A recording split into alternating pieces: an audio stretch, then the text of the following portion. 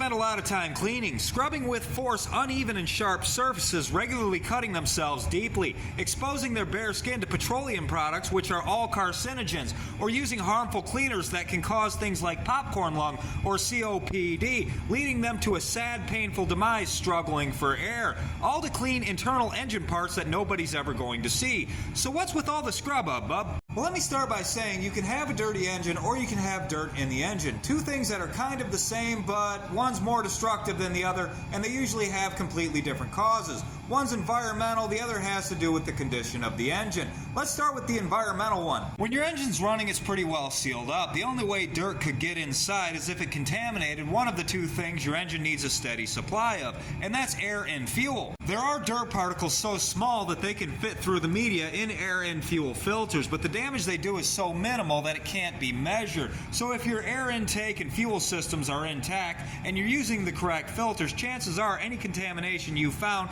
came by other means. You probably notice when people are working on engines, they cover passages to engine internals in areas they're not working, clearly to keep dirt out. Failure to do so is a likely source of contamination. People who don't plug engines aren't taken seriously. They're shamed and ridiculed. Their children are called ugly or spawn of stupid, and rightfully so, because there's absolutely no excuse. Dirt particles are little tiny rocks. Rocks are harder than any of the metal inside of your engine, so when dirt gets into the combustion chamber, the piston drags it along the cylinder wall, gouging out metal. Your piston then picks up that metal and damages more metal with that. It's a snowball effect, and your piston goes up and down 600 times in a minute, almost 3,000 times when you're cruising. A piece of dirt, one speck of dirt, can do a lot of damage really fast. The effects of dirt in the oil are even worse. If dirt mixes with the oil being pumped into this rotating assembly, it will get trapped in the rod bearing, gouging as it spins until the bearing's completely gone. Then the rod will slap up and down on this rotating assembly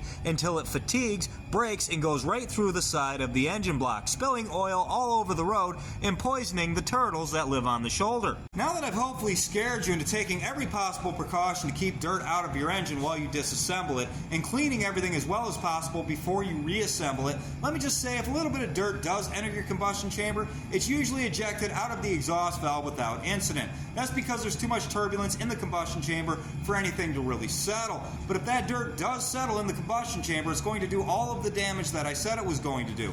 When it comes to the bottom end, it's a little bit different. If you know you have dirt in the bottom end, it might be worth it to disassemble the engine and clean everything. At the very least, change the oil. There's only a 50% chance that that dirt's going to go to the filter and not to the rotating assembly. If it meets that rotating assembly, it's going to tear up bearings, it's going to explode, and you're going to have oil all over the ground. Think of the poor turtles. We all follow the same rules when it comes to replacing car parts or building engines. I use the same quality of parts torqued at the exact same torque specs as the best engine builders in the world. The difference between their work and my work is cleanliness. It's not practical for me to create the surgical clean environment required to build these things perfectly, but it is for them because that's all they do. I'm willing to accept that my work isn't the best in the world. There's always going to be a little bit of dirt, but it's worth it to try to get them as clean as possible, because the cleanliness of your work is what decides how good your work is, and pretty much nothing else. It appears nowhere in my rant did I talk about what a dirty engine is. I said I would talk about dirt in the engine and a dirty engine and what the difference between the two is, but I didn't.